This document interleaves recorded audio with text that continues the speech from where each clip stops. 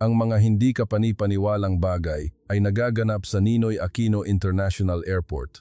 Sa gitna ng matinding digmaan na ginawang abo ang tinubuang lupa, ang mga babaeng Ukrainyano na nahaharap sa matinding paghihirap ay piniling pumunta sa isang bansa na hindi Amerika o Europa, kundi sa mismong Pilipinas. Ang bilang ng mga taong sumisigaw ng Pilipinas sa gitna ng hirap ay mabilis na tumataas.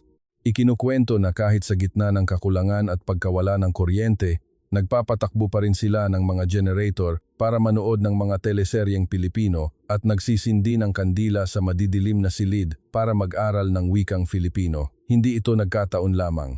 Ang Pilipinas ay nagbigay ng maraming supply medikal at pagkain, naglaan ng suportang medikal at maging ang mga espesyal na programa para sa mga mamamayang nawalan ng lahat. Inilagay nila ang kanilang tiwala at pag-asa sa Pilipinas, ang bansang tumulong sa kanila. Dahil dito, sa loob lamang ng maikling panahon, libu-libong tao ang sumali sa mga channel para sa international marriage sa Pilipinas at maraming chatroom sa Telegram ang nalikha. Ano nga ba ang nangyari sa kanila sa gitna ng malupit na digmaang iyon? Ang kanilang kwento, na parehong masakit at nakakaantig, ay magsisimula na ngayon. Bago tayo magsimula, kung gusto ninyo ang mga ganitong kwento, suportahan ninyo kami sa pamamagitan ng pag-subscribe at pag-like. Nagpapasalamat ako sa lahat ng sumasama sa akin. Naway maging malusog at masaya kayo sa buong taon. Kung ikaw ay sumusuporta rin sa Pilipinas, mag-iwan ng komento sa ibaba ng Mabuhay ang Pilipinas. Kumusta? Ako si Natalia Skiva, isang 32 anyos na nurse mula sa Ukraine. Bago sumiklab ang digmaan, mayroon akong normal na buhay sa Central Hospital ng Kiev. Tuwing umaga, pumapasok ako sa trabaho para mag-alaga ng mga pasyente at sa gabi ay umuuwi ako kasama ang aking asawang si Mikhailo para magluto ng hapunan. Tuwing katapusan ng linggo, naglalakad-lakad kami sa pampang ng Ilog Dnieper o nakikipagkwentuhan sa mga kaibigan sa isang paboritong cafe. Noon, hindi ko naisip kung gaano kahalaga ang mga simpleng araw na iyon. Naglaho ang lahat sa isang umaga. Hindi ko malilimutan ang madaling araw na iyon nang marinig ang unang pagsabog. Nagulat ako sa paggising, yumanig ang mga bintana at mula sa malayo ay bumubulusok ang kulay kahel na apoy. Hinawakan ni Mikhailo ng mahigpit ang aking kamay at sinabing, "Natalia, nagsimula na.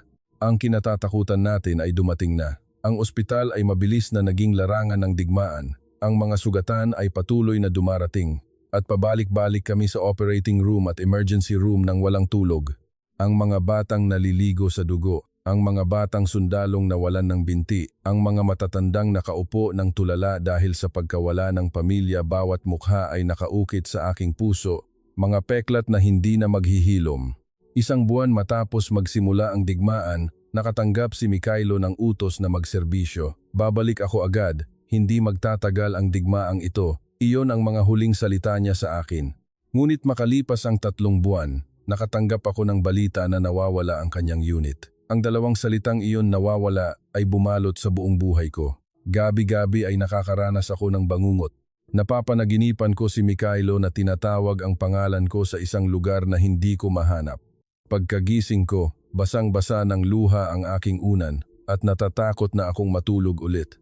Gayunpaman, hindi ko maiwan ang trabaho sa ospital. Kailangang may manatili rito para tumulong sa mga tao. Isang araw, nakatagpo ako ng isang matandang babae sa pasilyo ng ospital. Madalas siyang pumunta rito matapos mawala ang kanyang apo. Nakita niya akong katatapos lang ng shift sa gabi at nagtanong, "Natalia, bakit nandito ka pa? Ano ang ginagawa ng isang kabataang tulad mo sa ganitong lugar?" Napangiti ako at sumagot, "Kailangang may manatili para mag-alaga sa lahat, di ba po?" Ngunit ang tanong niya ay tumama sa kaibuturan ng aking puso. Bakit nga ba ako narito? Dahil ba sa pag-asang babalik si Mikhailo o dahil ang pag-alis ay parang pagtalikod na ng tuluyan sa kanya? Hindi ko mahanap ang sagot. Alam ko lang na ang pagpapatuloy sa bawat araw ay sobrang hirap na. Ang mga kalsada ng Kiev ay hindi na gaya ng dati. Sa gitna ng mga gumuhong gusali ay ang mga piraso ng kung ano ang dating tahanan ng isang tao. Gabi-gabi, tumutunog ang sirena ng air raid. Tumatakbo ang mga tao sa mga bunker. Ang mga batang humahagulgol sa yakap ng kanilang mga magulang, ang mga araw na iyon ay nauulit. At ang aking emosyon ay unti-unting nanhid. Hindi na ako nakakaramdam ng lungkot, takot o kahit pag-asa. Kumikilos lang ako na parang makina, para mabuhay araw-araw. Pupunta sa ospital, mag-aalaga ng pasyente, uuwi para kumain ng delata, magsisindi ng kandila, magsusulat sa journal, at matutulog. Lumipas ang ilang buwan, nagbago ang panahon, ngunit hindi natatapos ang digmaan. Lalo itong naging malupit, mas maraming sugatan at namamatay. Unti-unti akong naubusan ng lakas pisikal at mental. Isang gabi, umakyat ako sa rooftop ng ospital at tumingin sa langit ng Kiev. Ang langit na dati ay puno ng bituin ay nababalot na ngayon ng usok, wala nang makita. Sa sandaling iyon, isang ideya ang pumasok sa aking isip. Ang pananatili ko ba rito ang tamang desisyon o dapat na rin akong umalis gaya ng iba? Ngunit saan pupunta at paano? Hindi ko alam. Ang mga tanong ay patuloy na umiikot sa aking isipan at hindi ko alam na may isang nakatakdang pagkikita na babago sa aking buhay ang naghihintay sa hinaharap. Lalong tumindi ang labanan at ang trabaho sa ospital ay lalong naging mahirap. Kulang ang gamot at ang kuryente ay ilang oras lang sa isang araw. Minsan, habang nasa operasyon, nawawalan ng kuryente. Gumagamit kami ng flashlight para iligtas ang buhay ng pasyente.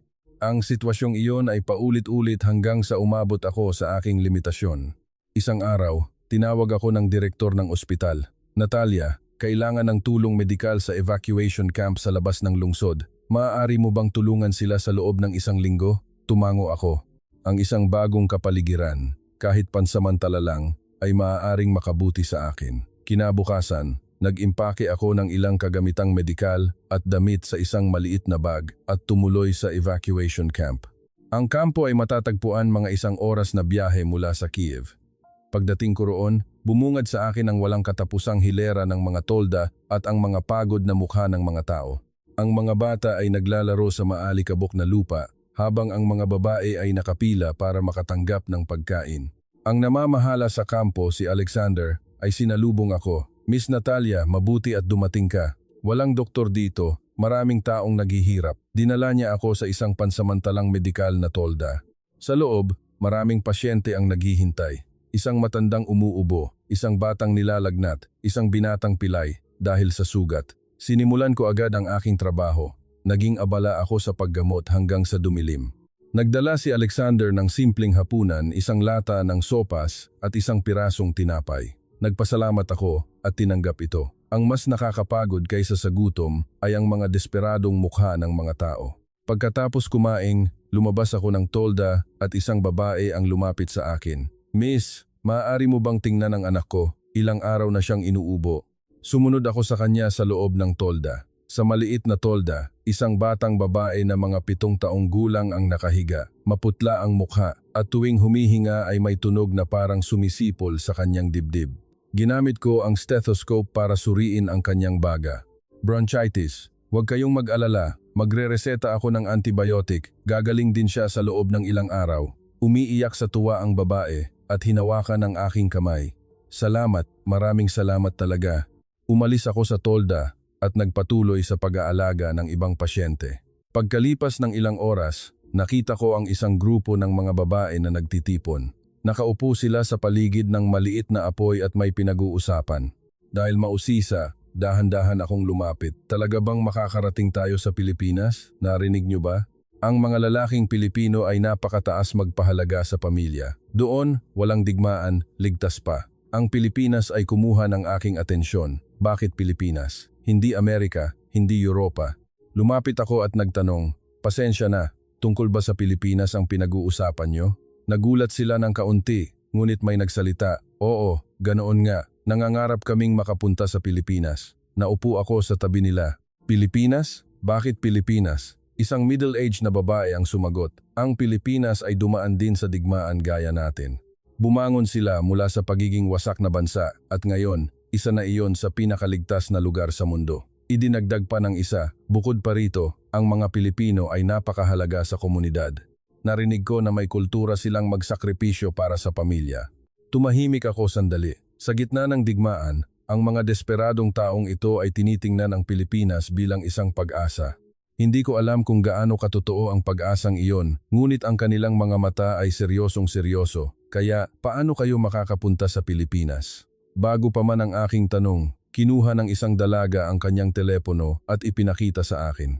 Sa Telegram, may isang channel para sa international marriage sa Pilipinas at libo-libo na ang sumali. Tumingin ako sa screen ng kanyang telepono, totoo nga, napakaraming mensahe ang nakapaskil. Mga dokumento para sa pag-aaral ng wikang Filipino, pagpapakilala sa kulturang Pilipino, mga pamamaraan sa pagpapakasal, at kahit mga rekomendasyon ng mga magagandang teleseryeng Pilipino.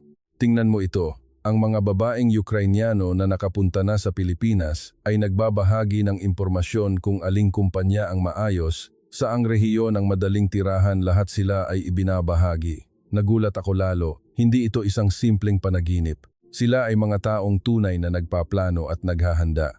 Gabing iyon, bumalik ako sa aking tolda at humiga, ngunit hindi ako makatulog. Pilipinas, ang dalawang salitang iyon ay patuloy na umaalingaw-ngaw sa aking isipan. Iyon ba ay isang bagong simula o isang maling pag-asa na kinakapitan ng mga tao sa gitna ng kawalan? Hindi ko alam. Pero isang bagay ang sigurado, sa gitna ng digmaang ito, ang mga tao ay sumusubok kumapit sa kahit ano para mabuhay, at ang bansang Pilipinas ay naging simbolo na ng kung ano para sa kanila. Ang isang linggo sa evacuation camp ay nagpakita sa akin ng napakaraming bagay. Pumunta ako roon para sa suportang medikal, ngunit ang natuklasan ko ay isang buong mundong iba. Sa pananatili ko roon, hindi sinasadyang nakarinig ako ng maraming usapan ng mga babae habang kumukuha ng tubig, naglalaba o nakapila para sa pagkain. Lahat sila ay nag-uusap tungkol sa Pilipinas. Noong una, akala ko ay nagkataon lang, ngunit napagtanto ko na iyon ay isang nakagawian na.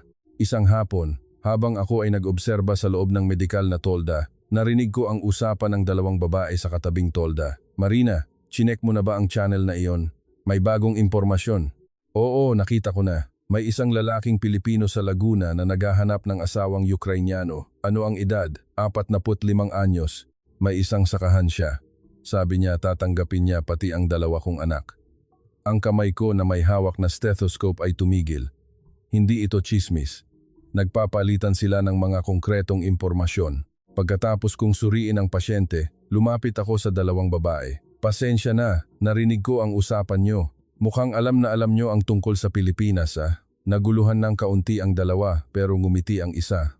Dito, ang Pilipinas ay parang isang secret code para sa mga taong gaya namin. Secret code? Oo, hindi namin sinasabi ng malakas, pero alam ng lahat na ang Pilipinas ay maaaring maging daan namin para makalabas. Idinagdag pa ng isa, matapos sumiklab ang digmaan, maraming bansa ang nagsabing tutulungan nila ang Ukraine, ngunit sa katotohanan, ang mga ordinaryong tao na gaya namin ay walang gaanong mapupuntahan. Mahirap makapunta sa Amerika, ganun din sa Europa. Pero sa Pilipinas iba, lalo akong nagtaka. Paano naging iba? Una, ang international marriage sa Pilipinas ay medyo karaniwan at narinig ko na mayroon silang mga espesyal na programa sa trabaho para sa mga Ukrainian refugees. Higit pa rito, hindi lang kami tinitingnan ng mga Pilipino ng may awa. Itinuturing nila kaming mga kasama na maaaring bumangon ng magkasama. Ang pahayag na iyon ay parang karayom na tumusok sa aking puso. Hindi awa, kundi pakikipagsabayan. Alam na alam ko ang mahalagang pagkakaiba na iyon. Sa trabaho sa ospital, nakakita ako ng maraming tao mula sa mga charity organizations. Mabait sila, ngunit sa kanilang mga mata, laging may awa. Pakiramdam ko, tinitingnan nila kami bilang mga object na kailangang tulungan. May nakapunta na ba talaga sa Pilipinas? Bago pa man ang aking tanong, kinuha ng babae ang kanyang telepono. Ang babaeng ito, ay nakapunta na sa Pilipinas noong nakaraang taon at ngayon ay naninirahan malapit sa Metro Manila. Sa screen ay larawan ng isang babaeng Ukrainyano, isang malinis na apartment, isang masayang ngiti at sa tabi niya ay isang lalaking Pilipino. Dinala niya ang kanyang dalawang anak at ang kanyang asawang Pilipino ay maayos na nag-aalaga sa mga bata. Pinapasok pa nga sila sa eskwelahan sa Pilipinas. Ipinakita niya sa akin ang isa pang larawan. At ang babaeng ito naman ay nagtatrabaho sa isang kumpanya ng teknolohiya. Nag-aaral siya ng wikang Filipino at ngayon ay isa na siyang team leader. Hindi ako makapagsalita. Hindi ito isang panaginip. Ito ang mga kwentong nagaganap sa katotohanan. Gabing iyon sa aking tolda, kinuha ko ang aking telepono at binuksan ang Telegram. I-type ko ang Pilipinas sa search box at 10 channels ang lumitaw. International Marriage Philippines, Job Information Philippines, Filipino Language Class, Learn Filipino Culture. Sumali ako sa channel na may pinakamaraming miyembro, umabot sa mahigit 30,000 ang miyembro. Araw-araw ay may mga bagong post, profile ng mga lalaking Pilipino, anunsyo ng trabaho, paano mag-apply ng visa, mga materyales sa pag-aaral ng wikang Filipino, at maging mga recipe ng pagkaing Pilipino. Sa comment section, ang mga tanong at sagot ay hindi tumitigil. Mahirap ba ang tag-ulan sa Pilipinas? Kung may dala akong maliit na bata, maaari ko ba silang pag-aralin? Hindi ako marunong kahit isang salitang Filipino, makakahanap ba ako ng trabaho? At ang mga nasa Pilipinas na ay nakahandang sumagot ng may kabutihan. Ang tag-ulan ay medyo nakakaabala, pero sa loob ng bahay ay ayos lang. Siyempre, ang Pilipinas ay bansang nagpapahalaga sa edukasyon. Hindi rin ako marunong mag-Filipino noon, pero ngayon ay kaya ko nang makipag-usap araw-araw. Huwag susuko. Binasa ko ang channel na iyon sa loob ng maraming oras. Habang binabasa ko ito, napagtanto ko na ang Pilipinas ay hindi lamang isang geographical na lokasyon. Ito ay isa pang tawag sa pag-asa. Isang lugar para sa mga nawalan ng lahat sa digmaan, isang pagkakataon para magsimulang muli. Kinabukasan, hinanap ko ang namamahala sa kampo, si Alexander. Alexander, nakita ko na marami ang nagsasalita rito tungkol sa Pilipinas. Sa katotohanan, ilan na ang nakapunta na. Tumango siya. Marami-rami na rin. Sa nakalipas na 6 na buwan, dito pa lang sa kampo na ito, may mga 20 na ang nakapunta sa Pilipinas. 20 na tao? Oo, karamihan ay sa pamamagitan ng international marriage. Ang ilan ay sa ilalim ng work visa. Ang gobyerno ng Pilipinas ay lumikha ng ilang espesyal na programa para sa mga Ukrainian refugees. Matagumpay ba sila? Ano ang balita sa kanila? Ngumiti si Alexander. Karamihan ay maayos ang pamumuhay. Paminsan-minsan ay nagpapadala sila ng mensahe na nagsasabing unti-unti na silang nag-adjust sa buhay sa Pilipinas. Siyempre, may mga pagsubok, pero kumpara rito, mas mabuti ang kalagayan nila. Dahan-dahan akong tumango. Hapon na nang lapitan ko ulit ang mga babaeng nagtitipon. Sa pagkakataong ito, ako na ang unang nagtanong. Kung gustong pumunta sa Pilipinas, ano ang dapat gawin? Gusto kong malaman ang mga tiyak na pamamaraan. Ang kanilang mga mata ay nagliwanag na parang nakakita ng kakampi. Una, kailangang mag-aral ng kaunting wikang Filipino kahit basic conversation lang. Kung international marriage, kailangang makahanap ng mapagkakatiwalaang broker dahil maraming manloloko. Kung gusto namang magtrabaho, ang may diploma o karanasan ay may bentahe, lalo na sa tech o medical field. Sabi ko na ako ay isang nurse. Isa akong nurse. Maaari ba akong magtrabaho sa ospital sa Pilipinas? Nanlaki ang mata ng isang babae. Nurse? Kung ganoon, perpekto. Narinig ko na kulang ang Pilipinas sa health workers. Kapag ang diploma mo ay na-recognize, maaari ka agad magtrabaho. Sa pagkarinig ng mga salitang iyon, mabilis na tumibok ang puso ko. Marahil ay posible nga ito isang bagong simula. Ang pagtanggap ng buhay na walang mikaylo at pagpapatuloy. Ang pag-asa na maging katotohanan ng lahat sa Pilipinas ay nagsimulang sumibol sa akin. Pagkatapos ng 1 linggo sa evacuation camp, bumalik ako sa ospital, ngunit ang aking isipan ay lubos nang nagbago. Ang kuryosidad tungkol sa Pilipinas ay lalong lumalaki at gusto ko pang malaman ang marami. Kahit habang nagtatrabaho, sinusubukan kong silipin ang Telegram channel. Tuwing may bagong impormasyon, binabasa ko at pinakikinggan ang mga kwento ng iba. Pagkatapos, isang araw, ang ospital ay may mga espesyal na bisita. Iyon ay isang medical support team mula sa Pilipinas. Tinawag ng direktor ng ospital ang isang emergency meeting. Lahat, may team ng mga doktor at nurse mula sa Pilipinas na dumating. Sila ay magboboluntaryo sa loob ng 3 buwan para tumulong sa ating mga pasyente. Bumukas ang pinto at 5 Pilipino ang pumasok. Sila ay magalang na yumuko at isa-isang nagpakilala. Isa sa kanila ay isang doktor na nagngangalang Dr. Tran Minh Quan. Siya ay isang Pilipino na may lahing dayuhan o may internasyonal na karanasan, ngunit sa kwentong ito ay representasyon ng mga Pilipinong eksperto. Siya ay nasa huling bahagi ng 30 seconds at napakagaling mag-Ingles. Kumusta? Ako si Dr. Tran Minh Quan. Isa akong orthopedic surgeon at narito ako para tumulong sa Ukraine. Isang karangalan na makatrabaho kayong lahat. Nadama ko ang sinseridad sa kanyang mga mata, hindi ito awa o obligasyon, kundi isang tunay na pagnanais na tumulong. Matapos ang meeting, tinawag ako ng direktor. Natalia, gusto kong magtrabaho ka kasama ni Dr. Quan. Ang Ingles mo ang pinakamahusay rito. Masaya kong tinanggap ang alok. Ang pagtatrabaho kasama ang isang doktor na Pilipino ay pagkakataon para malaman ko pa ang tungkol sa bansa nila. Mula kinabukasan, sinimulan ko ang pagtatrabaho kasama si Dr. Kwan. Isa siyang napakahusay na doktor. Matiyaga niyang sinuri ang bawat pasyente at pinapansin pati ang pinakamaliit na detalye. Isang araw, nag-opera kami ng isang binatang sundalo na malubha ang sugat sa binti. Komplikado ang pagkakasira ng buto at ang operasyon ay tumagal ng maraming oras. Hindi nawala ang focus ni Dr. Kwan at ibinigay niya ang lahat hanggang sa huli. Matapos ang operasyon, nagpahinga kami sandali sa lounge. Tinanong ko siya, Dr. Kwan, bakit ka pumunta sa ganito kalayong lugar? Sa Pilipinas, sigurado akong marami ka ring trabahong dapat gawin. Humigop siya ng kape at sumagot. Dumaan din kami sa digmaan sa nakaraan. Noong panahong iyon, maraming bansa ang tumulong sa amin.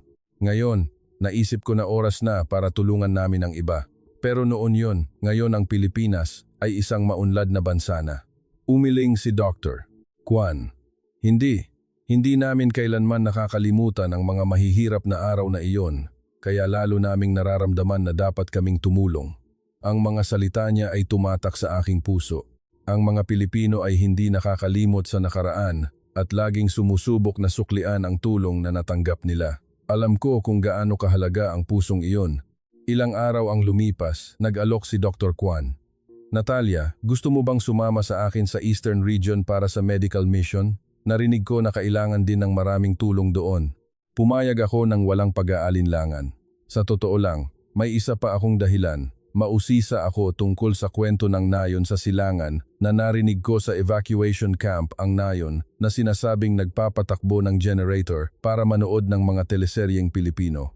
Isinakay namin ang mga medical supplies sa isang truck at naglakbay patungo sa silangan. Ang daan ay mapanganib. Kailangan naming umikot sa mga kalsadang nasira ng bomba at dumaan sa maraming checkpoint. Matapos ang ilang oras na pagmamaneho, dumating kami sa isang maliit na nayon na ang pangalan ay Drogno. Ang nayon ay puno ng mga peklat ng digmaan, mga guhong gusali, mga sasakyang iniwan at mga pagod na mamamayan. Ngunit sa kanilang mga mata ay may kaunting ningning pa. Ang pinuno ng nayon, si Mr. Petro, ay sumalubong sa amin. Salamat sa inyo dahil hindi nyo ininda ang malayong biyahe para pumunta rito. Walang doktor dito, maraming taong naghihirap. Nagtayo kami ng pansamantalang klinika sa community hall ng nayon.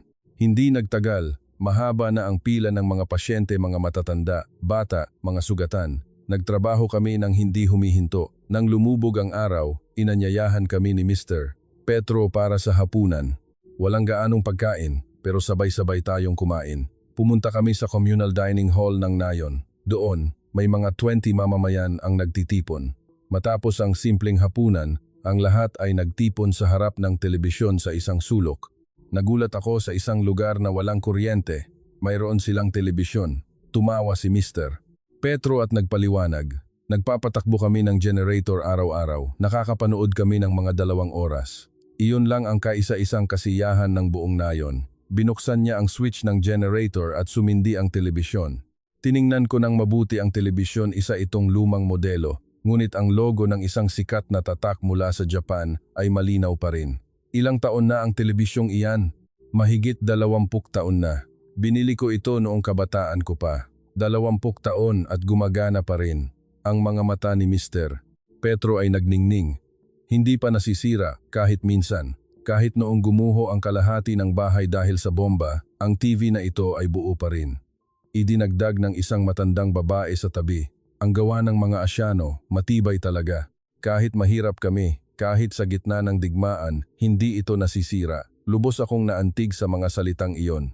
Hindi lang ito isang gamit elektroniko. Ito ay simbolo ng tiwala. Parang isang pangako na inilaan ng bansang iyon para sa mga mamamayan ng Ukraine. Isang produktong hindi nasisira, maaasahang kalidad, at isang kaibigang kasama hanggang dulo. Nang magbukas ang TV, naghiyawan ang lahat. Sa screen ay isang teleseryeng Pilipino na may subtitle sa wikang Russian. Lahat ay nakatutok sa panonood. Iyon ay sandali para makatakas sila sa madilim na katotohanan at makaranas ng ibang mundo kahit sandali lang. Naupo si Dr. Kwan sa tabi ko at sinabing, "Hindi ka pani-paniwala, mahigit 20 taon na ang TV na iyon. Nakakamangha. Hindi ko akalain na ganoon kaganda ang kalidad ng produkto nila. Importante ang kalidad, pero mas importante ang pagtupad sa pangako. Gumawa ang mga tao ng produkto at pananagutan nila ito. Tumango ako. Gabing iyon, kasabay ko ang mga taga-Nayon na nanood ng teleseryeng Pilipino. Ang tunog ng mga bomba ay naririnig pa rin mula sa malayo, ngunit sa sandaling iyon, lahat ay nakadama ng kapayapaan. Ang mga kalsada, ang mga tao, at ang pang-araw-araw na buhay sa palabas na kainggit. Isang gabi na walang pagsabog, mga kalsadang ligtas, mga taong naglalakad na may ngiti sa labi, iyon ang lahat ng nawala sa amin. Nang matapos ang palabas at nagsimula ng umuwi ang mga tao, isang dalaga ang lumapit sa akin. "Miss, gusto ko rin pumunta sa Pilipinas. Ano ang dapat kong gawin?" Tiningnan ko ang mga mata ng dalaga. Puno iyon ng pananabik at pag-asa. "Naghahanap din ako ng impormasyon. Paano kung magtulungan tayong magsaliksik?" Ngumiti siya ng malapad. Gabing iyon, napagtanto ko na para sa mga mamamayan ng Ukraine, ang Pilipinas ay hindi lamang isang bansa. Ito ay katibayan na ang mga tao ay maaaring bumangon muli. Ito ay isa pang tawag sa pag-asa, at ako mismo ay gustong kumapit sa pag-asang iyon. Pagbalik mula sa Nayon ng Drogno, naging ibang tao na ako.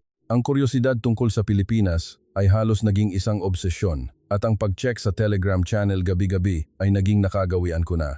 Pagkatapos ng trabaho sa ospital, uuwi ako, magsisindi ng kandila at nakatitig sa aking telepono. Sinimulan kong mag-download ng mga teleseryeng Pilipino para mapanood at install ang application sa pag-aaral ng wikang Filipino. "Kumusta? Salamat. Ako si Natalia."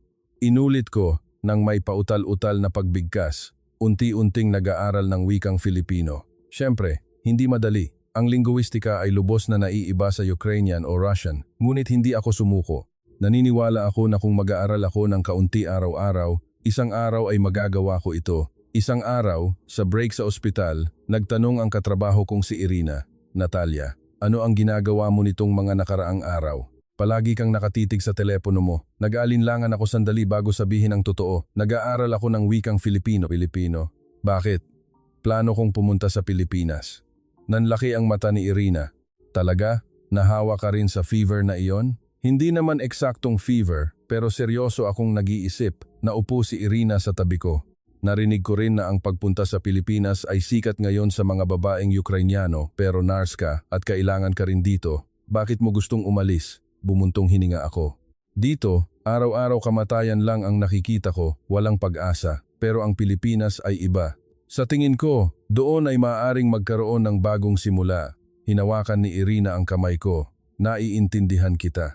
Minsan, iniisip ko rin iyan. Gusto ko ring lumabas sa lugar na ito. Kung ganoon, magsaliksik ka rin tungkol sa Pilipinas. Ang mga nurse doon ay lubos na pinahahalagahan. Tumawa si Irina. Pag-iisipan ko, pero ang wikang Filipino ay mahirap, hindi ba?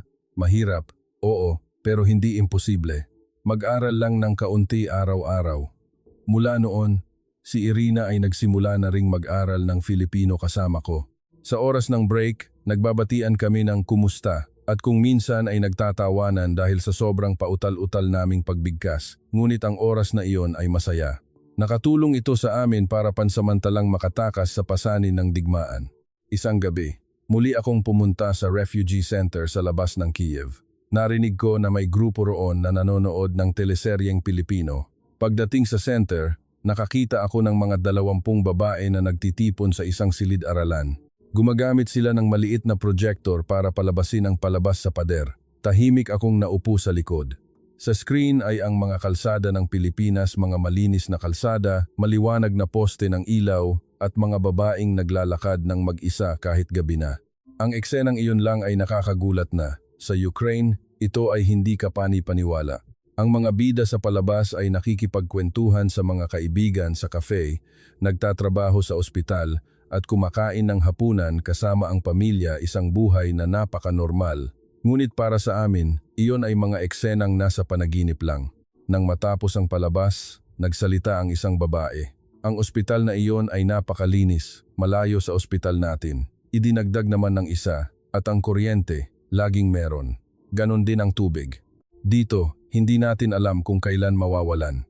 Pinaka-importante, Mukhang ligtas ito, isang lugar kung saan makakatulog ng mahimbing sa gabi nang hindi nag-aalala sa mga bomba. Nakikinig ako sa kanilang usapan at tumango. Ang kinaiinggitan nila ay hindi karangyaan. Iyon ay isang normal na buhay kuryente, tubig, kaligtasan, kapayapaan, mga bagay na dati ay tinuring naming normal bago ang digmaan. Pagkatapos ng pagpupulong, kinausap ko ang organizer na si Svetlana. Siya ay isang babaeng lampas 40 na mag-isang nagpapalaki ng 2 anak. Linggo-linggo, nag-organisa ako ng ganitong pagtitipon. Ang panonood ng palabas ay nakakatulong para mabawasan ang lungkot ng mga tao. Iyon ay oras para makatakas sila sa katotohanan. Pero bakit teleseryeng Pilipino? Nag-isip si Svetlana sandali at sumagot.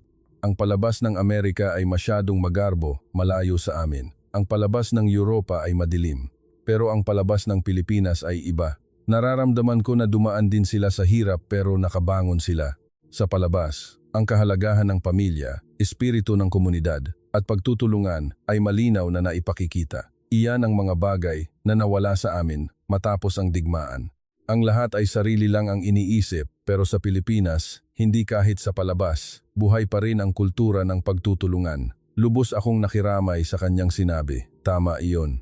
Bago ang digmaan, ang Ukraine ay may kultura rin ng komunidad, pero ngayon, lahat ay nag-aalala lang sa pagbuhay sa sarili. Gusto mo rin bang pumunta sa Pilipinas, Miss Svetlana? Sumagot siya ng walang pag-aalinlangan.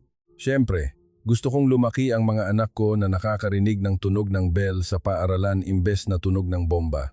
Ang Pilipinas ay bansang nagpapahalaga sa edukasyon. Sa tingin ko, ang lugar na iyon ay makakapagbigay sa mga anak ko ng mas magandang kinabukasan. Ano na ang mga inihahanda mo? Nag-aaral ako ng wikang Filipino at naghahanap ng impormasyon para sa international marriage. Hindi madali, pero hindi ako susuko. Sa daan pa uwi, marami akong naisip. Ang teleseryeng Pilipino ay hindi lamang entertainment. Ito ay isang bintana na tumutulong sa mga pagod sa digmaan na makapangarap. Ang mundo sa kabilang panig ng screen, isang mapayapang buhay. Mga ligtas na kalsada, iyon ang hinahangad naming kinabukasan. Gabing iyon, humiga ako sa kama at tumingin sa kisame. Inisip ko si Mikhailo. Kung buhay siya, ano kaya ang sasabihin niya? Marahil ay susuportahan niya ako. Natalia, pumunta ka sa lugar kung saan maaari kang maging masaya. Pinunasan ko ang aking luha at nagdesisyon pupunta ako sa Pilipinas. Magsisimula ng bagong buhay. Siguradong gusto rin iyon ni Mikhailo. Kinabukasan, isang espesyal na balita ang dumating sa ospital. Ang gobyerno ng Pilipinas ay magbibigay ng malaking donasyon ng mga medical supplies para sa Ukraine. Tinawag ng direktor ang meeting. Lahat, may magandang balita. Ang Pilipinas ay nagpadala ng gamot at kagamitang medikal. Darating na ito mamayang hapon. Naghiyawan ang mga nurse at doktor. Ilang buwan na kaming kinukulang sa gamot. Minsan, pati ang basic painkiller ay wala na. Napapanood lang namin ang mga pasyenteng nagdurusa sa sakit. Hapon na nang dumating ang malaking truck sa ospital.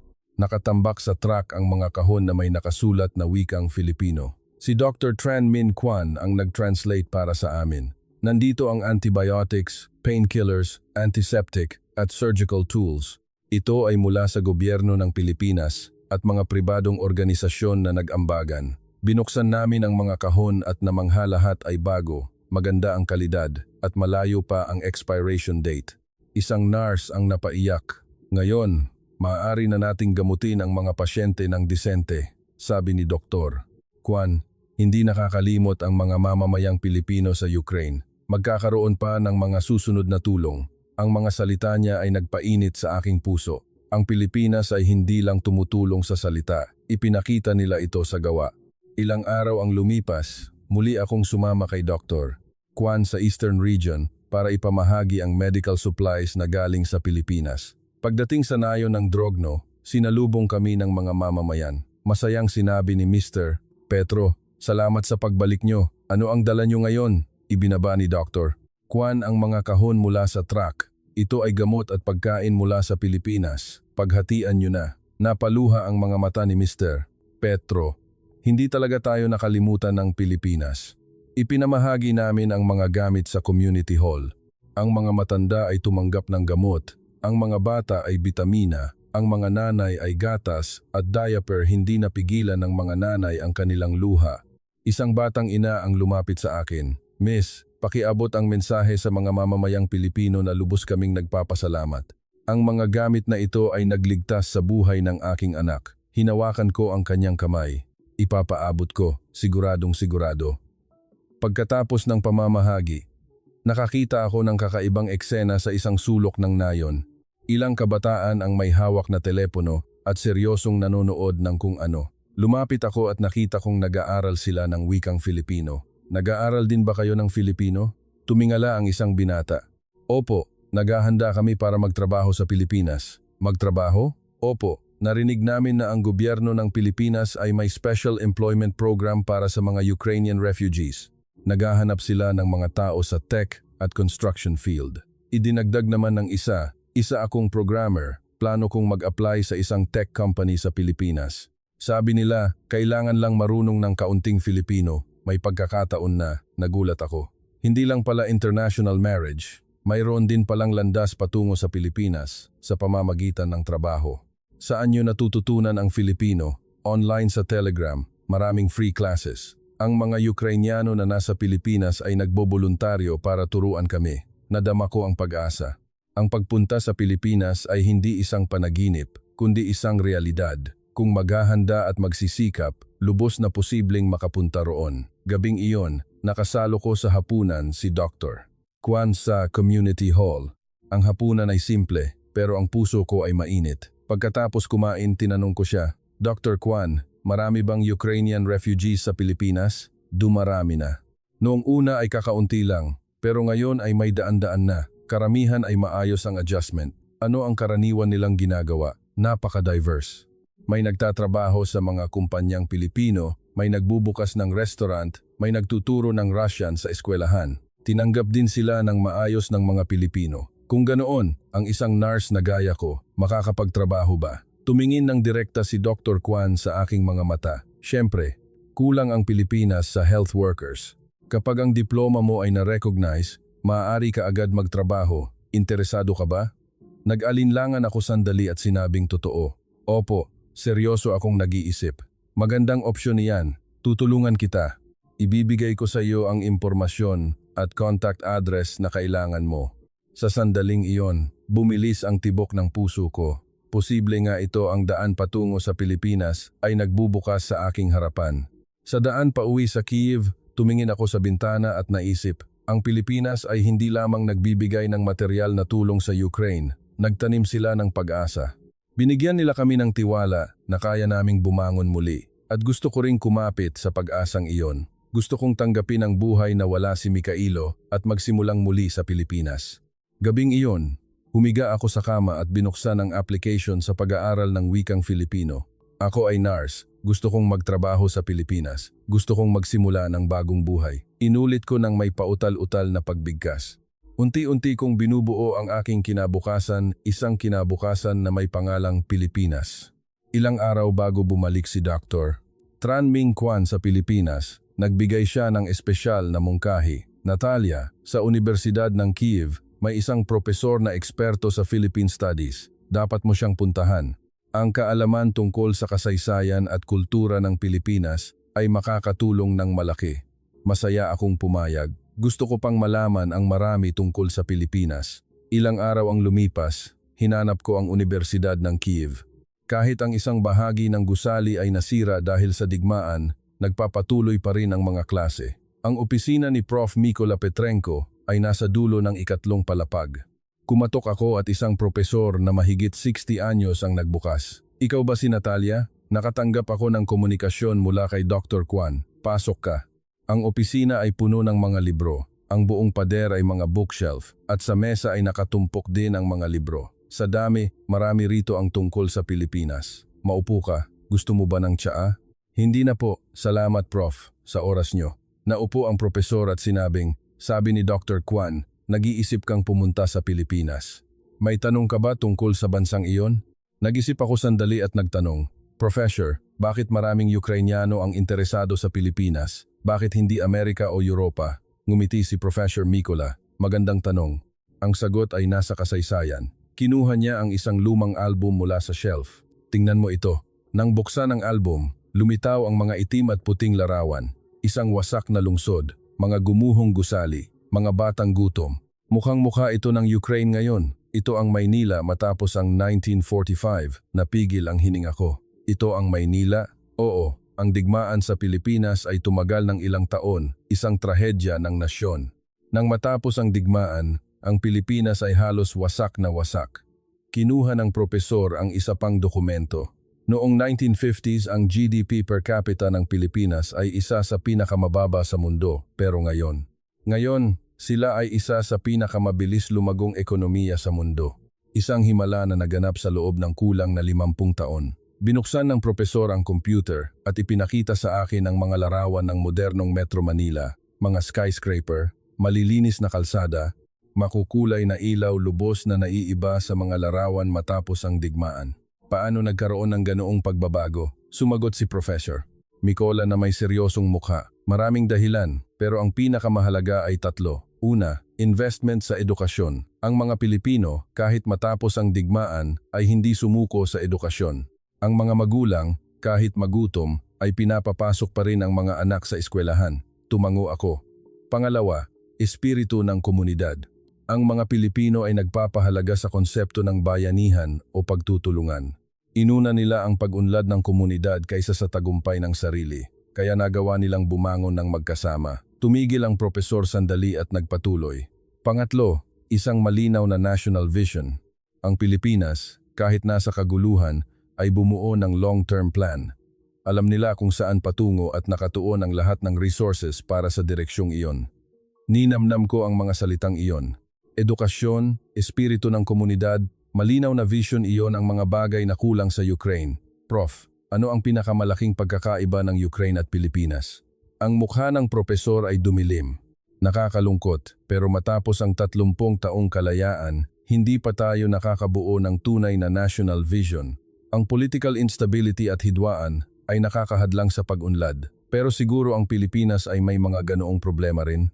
Siyempre, pero ang Pilipinas ay hindi tumitigil sa pagsubok na lagpasan iyon. Ang mga mamamayan ay aktibong nagsasalita at ang gobyerno ay nagbabago rin. Kulang tayo sa prosesong iyon, bumuntong hininga ang propesor. Natalia, ang interes ng mga Ukrainiano sa Pilipinas ay hindi nagkataon. Ang Pilipinas ay ang imahe ng kung ano ang maaari nating kahinatnan, isang buhay na katibayan na kahit matapos ang digmaan, maaari pa ring bumangon. Ang pahayag na iyon ay tumatak sa aking puso.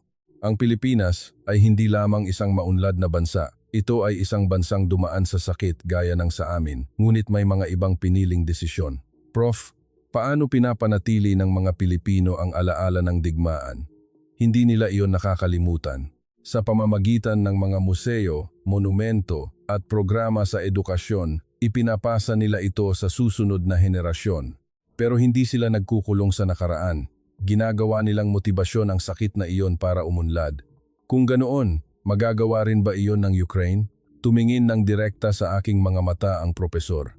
Siyempre, pero kakailanganin ng panahon at pagsisikap ng kabataang gaya mo. Tumahimik ako sandali. Tama ang propesor. Kaya rin ng Ukraine na bumangon, pero wala akong sapat na tiwala para manatili rito at saksihan ang prosesong iyon. Sobrang pagod na ako. Prof, sa totoo lang, gusto kong pumunta sa Pilipinas. Ang pagpapatuloy dito ay sobrang bigat na para sa akin. Tumango ang propesor. Naiintindihan ko, walang makakapagsisi sa iyo. Lahat ay may karapatang mangarap ng mas magandang buhay. Pero nakakaramdam ako ng guilt, parang tumatakas lang ako. Hindi iyon pagtakas. Iyon ay survival. At sino ang nakakaalam, baka ang matututunan mo sa Pilipinas ay makakatulong sa Ukraine balang araw. Kumuha ang propesor ng isang calling card mula sa drawer. Ito ay kaibigan ko sa Metro Manila. Siya ay propesor na nagtuturo ng Slavic languages sa isang universidad. Kapag nakarating ka sa Pilipinas, kontakin mo siya. Makakatulong iyon. Tinanggap ko ang calling card habang namamasa ang aking mga mata. Salamat, Prof. Good luck din po, Natalia. At huwag kalimutan ang Ukraine. Isang araw darating din ang pagkakataon para sa atin. Pag alis sa universidad, marami akong naisip. Ang Pilipinas ay salamin ng Ukraine. Ang imahe ng kung ano tayo, o hindi ang imahe ng kung ano ang maaari nating kahinatnan. Pero hindi ko mahihintay ang prosesong iyon dito. Kailangan kong mabuhay ngayon sa Pilipinas. Ilang araw matapos ang pagkikita kay Profesor Micola, nagsimula na akong seryosong maghanda para sa pagpunta sa Pilipinas. Nangalap ako ng impormasyon mula sa Telegram channel at mas maraming oras ang ginugol sa pag-aaral ng wikang Filipino. Ngunit habang nag-aaral, mas maraming komplikadong problema ang lumilitaw. Isang gabi, tumawag ang katrabaho kong si Irina ng may urgency. Natalia, may malaking problema. Naalala mo ba si Olga, yung kaibigan nating nagsabi noong nakaraang taon na pupunta siya sa Pilipinas? Oo, naaalala ko. Bakit? Nakakuha ako ng balita na naloko siya ng tuluyan sa Pilipinas. Ang kumpanyang broker ay mga manloloko. Tumigas ang mukha ko. Ano ang sinasabi mo? Ipinakita sa akin ni Irina ang kanyang telepono. Iyon ay mensahe mula kay Olga. Ang broker ay nangakong ipapakilala ako sa isang mabuting asawa. Nagpakita sila ng litrato, ng bahay. Pero nang makarating ako sa Pilipinas, iba ang lahat. Ang asawa ay adik sa alak at ang bahay ay isang sira-sirang kubo sa probinsya. Bukod pa rito, kinuha nila ang passport ko at hindi ako pinapakawalan. Mabuti na lang at natulungan ako ng pulis, pero ngayon, wala akong mapuntahan. Nagulat ako, ang pagpunta sa Pilipinas ay hindi pala laging pag-asa. Marami ba ang ganitong mga kaso? Tumango si Irina. Sa Telegram channel, marami ang mga babala. Mag-ingat sa mga fake broker. Agad kong binuksan ang Telegram. Tama nga, maraming post ang nagbababala. Huwag na huwag gagamit ng serbisyo ng kumpanyang ito, manloloko sila. Bago pumunta sa Pilipinas, suriin ng mabuti ang kontrata. Ang mga alok na masyadong maganda ay dapat pagdudahan. Pinawisan ako ng malamig. Masyado akong naging inosente. Inisip ko lang na madali ang pagpunta sa Pilipinas nang hindi iniisip ang mga risko. Kinabukasan, pumunta ako sa isang Filipino language center sa Kiev. Gusto kong makinig sa kwento ng mga taong naghahanda talaga para pumunta sa Pilipinas. Ang center ay nasa ikalawang palapag ng isang maliit na gusali. Ang salamin ng bintana na nasira dahil sa digmaan ay pansamantalang tinakpan ng nylon. Ngunit sa loob, may 15 estudyanteng masipag na nag-aaral. Ang direktor ng center, si Maria, ay sinalubong ako. Welcome. Para ba ito sa pag-aaral ng Filipino? Opo, at gusto ko pang malaman ang tungkol sa Pilipinas. Ngumiti si Maria. Maupo ka. Magtitimpla ako ng tsaa. Naupo kami sa isang maliit na opisina. Gusto mo rin bang pumunta sa Pilipinas, Miss Maria? Umiling siya. Nakapunta na ako roon 5 taon na ang nakararaan. Nag-aral ako roon ng 1 taon sa Hanoi. Oops! Correction, Manila. Bakit ka bumalik? Ang pamilya ko ay nasa rito at gusto kong magturo ng Filipino sa mga Ukrainyano. Bago ang digmaan, hobby lang ito, pero ngayon ay iba na. Paano naging iba? Tumingin si Maria sa bintana. Matapos ang digmaan, ang bilang ng mga gustong mag-aral ng Filipino ay biglang tumaas. Lahat ay gustong pumunta sa Pilipinas, pero ang ikinababahala ko ay maraming gustong pumunta nang walang paghahanda. Walang paghahanda? Oo, hindi pa marunong ng Filipino, hindi pa alam ang kulturang Pilipino, tapos gusto lang umalis ng ganoon napakadaling maligaw. Kinabahan ako. Paano ang dapat na paghahanda? Sabi ni Maria nang may seryosong mukha. Una, dapat mag-aral ng Filipino kahit 6 na buwan hanggang sa antas na kaya ng makipag-usap araw-araw. Pangalawa, dapat intindihin ang kulturang Pilipino. Ang Pilipinas ay isang lipunang nagpapahalaga sa hierarchy at paggalang. Pangatlo, kailangan ng mapagkakatiwala ang connection. Imbes na sa broker, mas mabuti kung makikipag-ugnayan sa mga Ukrainyano na nasa Pilipinas na. Habang nakikinig, nagsusulat ako. At ang pinakamahalaga, tumigil si Maria sandali at nagsabing, ay ang pagkakaroon ng realistic expectation. Ang Pilipinas ay hindi paraiso, may problema rin doon, at ang mabuhay bilang foreigner ay may mga pagsubok. Pero mas mabuti iyon kaysa sa larangan ng digmaan, ganoon dapat mag-isip bago umalis. Ang mga salita niya ay malaking tulong sa akin. Masyado akong nangarap na isip ko na perpekto ang Pilipinas, pero sa katotohanan ay iba. Miss Maria, kahit ganoon, nire-rekomenda mo pa rin ang Pilipinas? Ngumiti siya. Siyempre. Kung maghahanda ng mabuti, ang Pilipinas ay isang bansa para sa mga nagsisikap. May pagkakataon doon, hindi sila nagdidiskrimina sa mga dayuhan. Ang language barrier ay totoo, pero malalagpasan iyon. Pagkatapos ng klase, kinausap ko ang ilang estudyante. Si Andre, 21 anyos, isang programmer. Nag-apply ako sa isang startup company sa Manila. Nag-interview via video at natanggap ako. Sa susunod na buwan ay lilipad na ako. Congrats! Nakapaghanda ka ba ng mabuti? Nag-aral ako ng Filipino ng 6 na buwan at nagbasa ng maraming libro tungkol sa kulturang Pilipino. Nakipag-ugnayan din ako sa mga Ukrainian programmer na nasa Manila na malaki ang tulong nila sa akin. Si Julia, 30 anyos, isang ina ng 3 anak. Naghahanda ako para sa international marriage pero maingat ako. Hindi ako nagtitiwala sa mga broker. Ako mismo ang nakikipag-usap online sa isang lalaking Pilipino at madalas kaming mag-video call. Paano ang mga bata? Narinig ko na ang edukasyon sa Pilipinas ay maganda. Kung ang mga anak ko ay lalaking ligtas, iyon ang pinakamahalaga. Gabing iyon sa daan pauwi, marami akong naisip. Ang pagpunta sa Pilipinas ay pag-asa, pero puno rin ng risko. Kung hindi maghahanda, baka matulad kay Olga. Pero kung maghahanda ng mabuti, baka magtagumpay gaya ni Andre. Nagdesisyon ako hindi dapat magmadali. Kahit 6 na buwan na pag-aaral ng Filipino, pag-unawa sa kulturang Pilipino, pagbuo ng mapagkakatiwalaang koneksyon, at dapat may realistic expectation. Ang Pilipinas ay hindi paraiso, pero lugar ito kung saan may pagkakataon akong magsimulang muli. Iyon lang ay sapat na isang lugar para makatakas sa digmaan at mabuhay muli. Iyon lang ang gusto ko.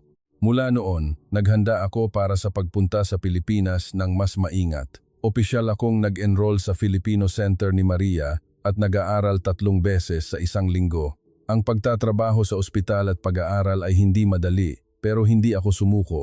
Tuwing umaga bago pumasok, 30 minuto. Break time, 30 minuto. At 1 oras pagkatapos ng shift, nag-aaral ako ng Filipino.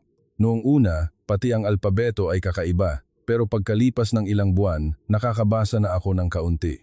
Kumusta? Ako si Natalia. Ako ay nurse. Minsan, nakakatawa ang sarili ko sa harap ng salamin habang nag-iensayo pero nagpatuloy ako. Sa proseso ng pag-aaral, naging aktibo ako sa Telegram channel. Nagtatanong ako at nagbabasa ng karanasan ng iba. Pagkatapos, may natuklasan akong kakaiba. Mausisa ako kung sino ang manager ng channel na pinaka-active hoy samahan ng mga babaeng Ukrainiano patungong Pilipinas. Ang channel na ito ay may mahigit 40,000 miyembro at araw-araw ay may daan-daang mensahe, impormasyon sa kasal, trabaho, legal advice, maging tips sa pamumuhay sa Pilipinas, lahat ay nakasystematize. Ang manager ay gumagamit lang ng pangalang Alexandra at walang ibang impormasyon. Mausisa ako. Sino ang nagpapatakbo ng ganoon kalaking channel? Isang broker o isang volunteer? Isang araw, kinuha ko ang lahat ng lakas ng loob ko at nag-message ng private kay Alexandra. Kumusta? Ako si Natalia, nurse ako sa Kiev at naghahanda para pumunta sa Pilipinas. Mausisa ako kung bakit mo pinapatakbo ang channel na ito, kaya ako nakipag-ugnayan. Kung may oras ka, maaari ba tayong mag-usap? Hindi ko inaasahan na sasagot siya, pero nagulat ako. Pagkalipas ng ilang oras ay may sagot. Kumusta, Natalia? Masaya akong makilala ka. Maaari ba tayong mag-video call? Mas mabuting mag-usap ng direkta. Agad akong nag-connect. Ang babae sa screen ay nasa late 30s, may masayang ngiti at mainit na mga mata. Ang background ay isang malinis na apartment, halatang nasa Pilipinas siya. Kumusta, Natalia? Ako si Alexandra. Nakatira ako ngayon sa Pasig, Metro Manila. Kumusta? Una sa lahat, salamat sa pagpapatakbo ng channel na ito. Marami akong natanggap na tulong. Ngumiti si Alexandra ng marahan. Walang anuman. Marami rin akong natanggap na tulong noon. Ngayon naman ay oras ko na para sumukli. Paano ka nakarating sa Pilipinas? Ang kanyang mukha ay medyo nalungkot dahil din sa digmaan. Nawala ang asawa ko at mag-isang nagpapalaki ng 2 anak. Desperado na ako noon. Doon ko nalaman ang tungkol sa isang marriage broker. So, nakapunta ka sa Pilipinas sa paraang iyon? Oo, pero noong una, napakahirap. Ang mga pangako ng broker at ang katotohanan ay malayo. Tumigas ang mukha ko. Naloko ka rin gaya ni Olga? Umiling si Alexandra. Hindi naman eksaktong panloloko, pero maraming bagay ang pinalaki ang kwento. Ang asawa ko ay mabait na tao, pero mahirap ang ekonomiya at ang relasyon sa pamilya ng asawa ay komplikado. Ang hadlang sa wika ang nagparamdam sa akin na talagang nag-iisa ako. Paano mo nalampasan iyon? Nakakilala ako ng ibang babaeng Ukrainiano sa Pilipinas. Noong una ay hindi sinasadya sa pamamagitan ng online forum at malaki ang tulong nila sa akin mula sa pag-aaral ng Filipino, usaping kultura hanggang legal. Tumigil si Alexandra sandali. Noong panahong iyon, napagtanto ko na dapat tayong magtulungan, hindi maghintay sa broker o kung sino pa, kundi tayo mismo ang bumuo ng sarili nating network. So, kaya ka gumawa ng Telegram channel? Oo, noong una ay ilang kaibigan lang, maliit na grupo para magbahagi ng impormasyon at payo. Pero kumalat ang balita at lumaki ang channel. Ngayon ay may mahigit 40,000 miyembro na. Naantig ako. Ang channel na ito ay hindi para sa negosyo. Ito ay tunay na espasyo para sa pagtutulungan. Alexandra, mahirap bang mag-manage ng channel? Ang mag-manage ng 40,000 na tao ay hindi madali. Tumawa siya. Hindi lang ako mag-isa. Ang administrative board ay may 15 tao, lahat ay mga babaeng Ukrainyano na naninirahan sa Pilipinas. Bawat isa ay may role, may nag-advise sa legal, may gumagawa ng materials sa Filipino, may naghahanap ng trabaho. Lahat sila ay volunteers. Lahat volunteers? Oo, hindi kami tumatanggap ng bayad. Sa halip, mas marami pa ang natatanggap namin ng kasiyahan na makatulong sa isa't isa. Sabi ni Alexandra ng seryoso, Natalia, may isang bagay akong dapat sabihin. Ang Pilipinas ay lupain ng oportunidad, pero hindi paraiso. May diskriminasyon din dito, at ang mabuhay bilang dayuhan ay may hirap lalo na ang language barrier. Ito ay malaking problema. Handa na ako sa mental na aspekto, pero kung maghahanda ng mabuti, magagawa mo ang gaya ko. Noong bago ako, hindi ako marunong kahit isang salitang Filipino. Ngayon, nagtatrabaho ako sa isang kumpanyang Pilipino bilang translator. Ang galing! Kaya ko rin iyon. Kung nurse, mas maganda, kulang ang Pilipinas sa health workers. Ibinahagi ni Alexandra ang isang file sa screen. Ito ang proseso ng pag-recognize ng nursing diploma sa Pilipinas. Medyo komplikado, pero hindi imposible. May 2 nurse na mula sa Ukraine ang nagtagumpay na. Binasa ko ng maigi ang file preparation ng docs, examination, internship process detalyadong-detalyado. Napakagandang impormasyon nito. Salamat, Alexandra. At isang bagay pa, mag-ingat sa mga broker. Hindi lahat ay masama, pero maraming manloloko. Sa channel namin, may listahan kami ng mga mapagkakatiwalaang kumpanya. Pwede mong tingnan. Sige, gagawin ko po. Pagkatapos ng call, ang puso ko ay puno ng emosyon. Si Alexandra at ang admin board walang nag-utos sa kanila, pero kusa silang tumulong sa iba. Nagiging hagdan sila ng isa't isa. Kahit nawala na ang lahat sa digmaan, hindi nila nawala ang kanilang pagkatao. Ipinangako ko sa sarili ko, isang araw, kapag nakapunta na ako sa Pilipinas, tutulungan ko rin ang iba gaya nila. Magiging hagdan din ako para sa iba. Kinabukasan, ikinwento ko ang usapan kay Alexandra, kay Irina. Hindi pala para sa negosyo ang channel na iyon. Nagtutulungan talaga sila. Oo, kaya mas mapagkakatiwalaan dahil hindi dahil sa kita, kundi para sa isa't isa. Hinawakan ni Irina ang kamay ko. Natalia, seryoso na rin akong mag-iisip tungkol sa pagpunta sa Pilipinas. Kung magkasama tayo, mas maganda pwedeng umasa sa isa't isa. Oo, mas mabuti na ang 2 kaysa isa. Gabing iyon, humiga ako at nag-isip. Ang pagpunta sa Pilipinas ay hindi na isang malabong panaginip. Ito ay nagiging konkretong plano. Base sa file na binigay ni Alexandra, gumawa ako ng step-by-step plan. 1. 6 na buwang pag-aaral ng wikang Filipino. 2. Paghahanda ng dokumento para sa nursing diploma recognition sa Pilipinas. 3. Pagkonekta sa Filipino community ng mga Ukrainyano. 4. Pag-apply ng work visa. 5. Paglipad. Kung magiging maayos ang lahat, sa loob ng 1 taon ay makakapunta na ako sa Pilipinas. Siyempre, hindi madali, pero hindi rin imposible. At ang pinaka-importante, hindi ako nag-iisa. Si Alexandra at ang admin board, si Irina, at libu-libong Ukrainyano na pareho ang pangarap, naghahanda at sumusuporta. Nagiging hagdan kami ng isa't isa, magkakasamang bumabangon mula sa abo ng digmaan. Nagtatayo kami ng tore ng pag-asa. 1 taon ang lumipas mula noon. Iyon ang pinakamahirap pero pinakamakahulugang panahon sa buhay ko. Araw-araw, gising ako ng 5 AM para mag-aral ng Filipino at pagkatapos ng shift sa ospital, magpapatuloy ako. Tuwing katapusan ng linggo, buong araw ako sa center ni Maria para mag-aral tungkol sa kultura, kasaysayan at kagandahang asal ng Pilipinas.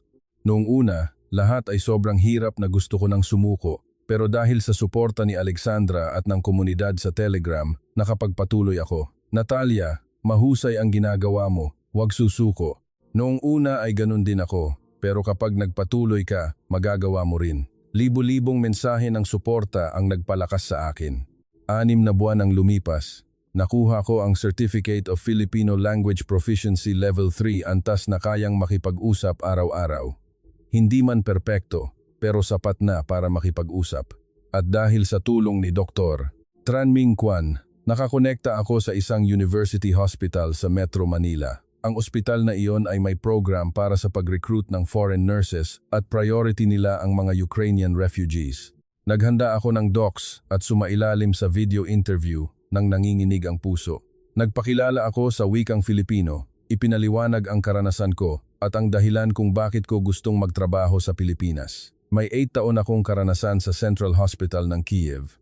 Kahit sa gitna ng digmaan, nag-alaga ako ng mga pasyente at may karanasan na akong makatrabaho ang medical team ng Pilipinas.